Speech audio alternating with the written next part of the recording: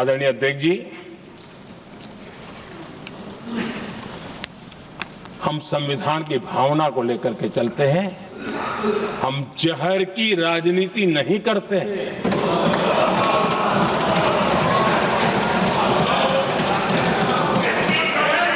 हम देश की एकता को सर्वोपरि रखते हैं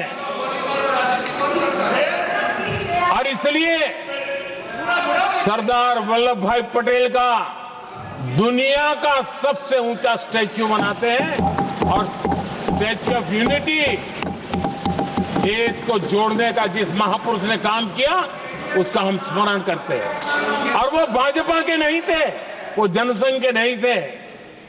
हम संविधान को जीते हैं, इसलिए इस सोच से आगे बढ़ते हैं।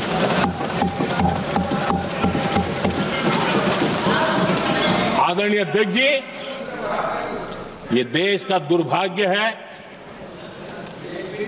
कि आजकल कुछ लोग अर्बन नक्सल की भाषा खुलेआम बोल रहे हैं।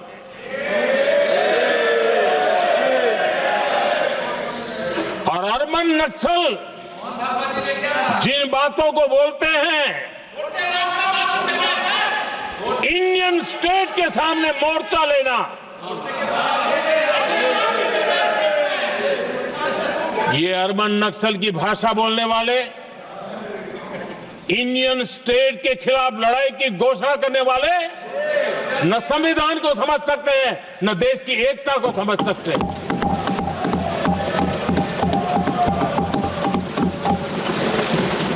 आदरणीय अध्यक्ष जी, 7 दशक तक जम्मू एंड कश्मीर और लद्दाख उसे संविधान के अधिकारों से वंचित रखा गया।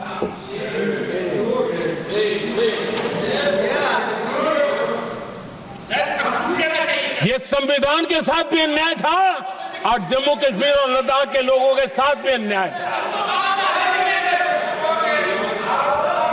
हमने आर्टिकल 370 की दीवार गिरा दी।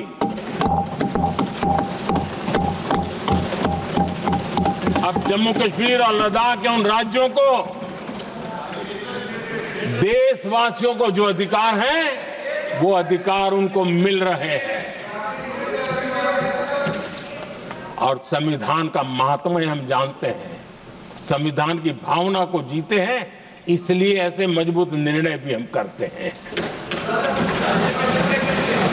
आदरणीय अध्यक्ष जी, हमारा संविधान हमें भेदभाव करने का अधिकार नहीं देता है। जो लोग संविधान को जेब में लेकर के जीते हैं, उनको पता नहीं है कि आपने मुस्लिम महिलाओं को कैसी मुसीबतों में जीने के लिए मजबूर कर दिया था। हमने ट्रिपल तलाक का खात्मा कर करके संविधान की भावना के अनुरूप मुस्लिम बेटियों को हक देने का काम किया है, समानता का अधिकार दिया है।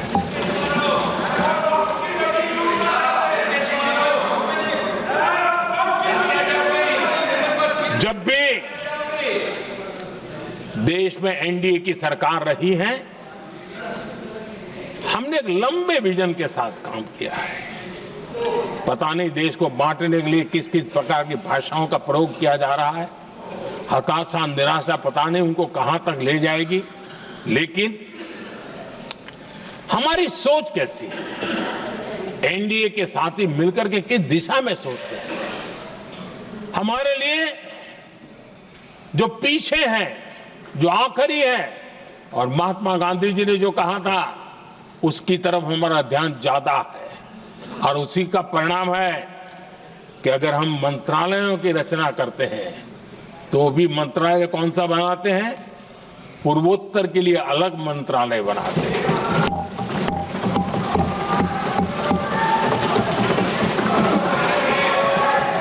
हम देश में इतने साल हो गए, अटल जी आए तब तक किसी को समझ नहीं आया था। भाषण तो देते रहते हैं, आदिवासियों के लिए अलग मंत्रालय एनडीए ने बनाया। आदरणीय अध्यक्ष जी, हमारे दक्षिण के राज्य समुद्री तट से जुड़े हैं, हमारे पूर्व के कई राज्य समुद्री तट से जुड़े हैं। वहां के समाज में फिशरीज का काम और फिशरमैन की संख्या बहुत बड़ी तादाद में है, उनका भी ख्याल रखना चाहिए। और जमीन के भीतर के छोटे पानी के जो इलाके रहते हैं, वहां भी फिशरमैन के रूप में काम करने वाले समाज के आखिरी तबके के लोग हैं। ये हमारी सरकार है जिन्हें फिशरीज के लिए अलग मंत्रालय बनाया।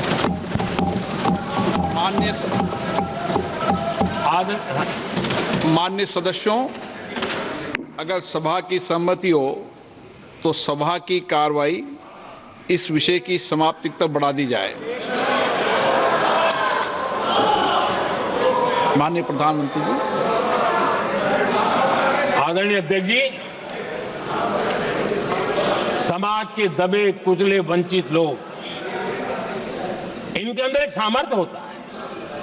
अगर स्किल डेवलपमेंट पर बल दिया जाए तो उनके लिए नए अवसर बन सकते हैं, उनकी आशा आकांक्षा के अनुरूप जिंदगी बना सकते हैं। और इसलिए हमने अलग स्किल मंत्रालय बनाया। आदरणीय अध्यक्ष जी, देश में लोकतंत्र का पहला धर्म होता है कि हम सत्ता को सामान्य से सामान्य नागरिक तक उसका अवसर मिले। और इस बात को ध्यान में रखते हुए भारत के कोऑपरेटिव सेक्टर को और समृद्ध बनाने के लिए और तंदुरुस्त बनाने के लिए देश के करोड़ों लोगों को जोड़ने का उसमें अवसर है। अनेक क्षेत्रों में कोऑपरेटिव मूवमेंट को बढ़ाया जा सकता है और उसको ध्यान में रखते हुए हमने अलग कोऑपरेटिव मंत्रालय बनाया। विजन क्या होता है ये यहां पता चलता है। आदरणीय अध्यक्ष जी, जाति की बातें करना कुछ लोगों के लिए फैशन बन गई है।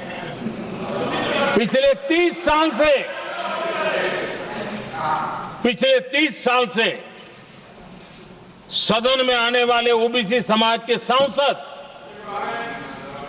दलों के भेदभाव से ऊपर उठ करके एक होकर के 30-35 साल से मांग कर रहे थे कि ओबीसी कमीशन को संवैधानिक दर्जा दिया जाए। जिन लोगों को आज जातिवाद में मलाई दिखती है, उनको उस समय ओबीसी समाज की याद नहीं आई। ये हम हैं जिन्होंने ओबीसी समाज को संवैधानिक दर्जा दिया। पिछड़ा वर्ग आयोग आज संवैधानिक व्यवस्था में जो है।